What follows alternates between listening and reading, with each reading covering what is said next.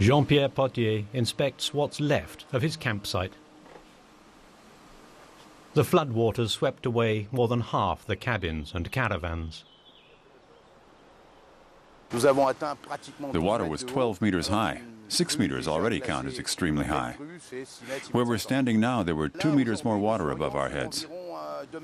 It was almost like the apocalypse. What on earth will happen in the future? Potier wants to reopen his campsite in time for the high season, but clearing up the mess will take time. An entire industrial area was flooded in the nearby town of Draguignan.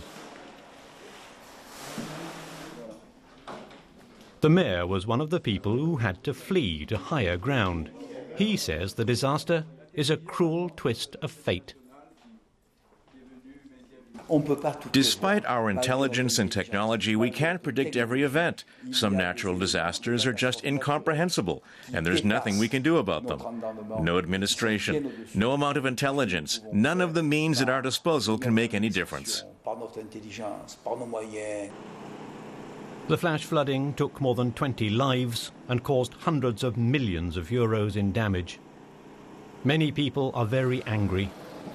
Among them, these two town councillors. You can't say we didn't know, because we did. We've seen it all before. We can't avoid our responsibility here. The river is very temperamental and has broken its banks repeatedly. You can see what happens when the water overflows. An emergency plan drawn up in 2005 effectively predicted the effects of this year's flash flooding, right down to the last detail. And experts regularly patrol the riverbanks to check water levels.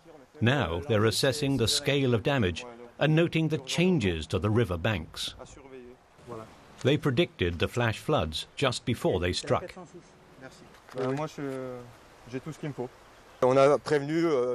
In some areas, we practically went door to door trying to warn people. But we were unable to reach everybody, which explains the scale of damage and casualties. The floods were more man-made and less of a natural occurrence. If it weren't for all the buildings in the floodplains, the river would have more space to expand. There would be fewer casualties. A neighbouring community of Draguignan continued to allow new building work in the hazard zone, in effect putting people's lives at risk. The new tenants moved in April, just a couple of months before the flooding. At 3 at night, we already had 10 centimeters of water inside.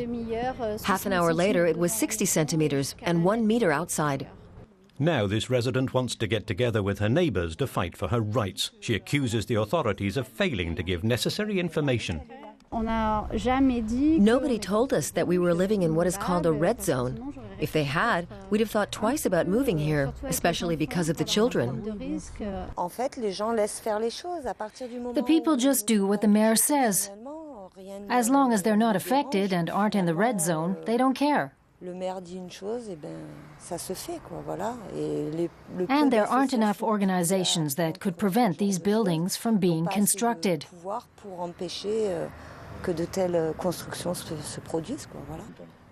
Construction work is still going ahead in this red zone. Real estate near the Mediterranean coast is worth a lot of money. The pressure to ignore potential dangers is significant. But the authorities have also been slow to issue flood warnings in areas of Draguignan with older buildings. No, I had no idea. When the flood came, I hid over there. Then came a wall of water 2 meters high and a current pulled me down. I had to survive for my wife and my children.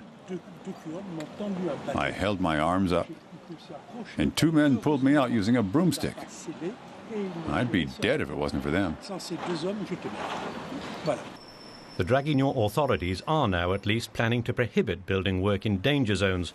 Old buildings damaged by the flood, however, will be repaired. It's part of our economic and social setup. This is about jobs. Where else are people supposed to go? We'll rebuild. And that's exactly what Jean-Pierre Potier will do with his campsite. Life must go on, he says. And he adds there won't be another flood for 100 years. At least, he hopes not.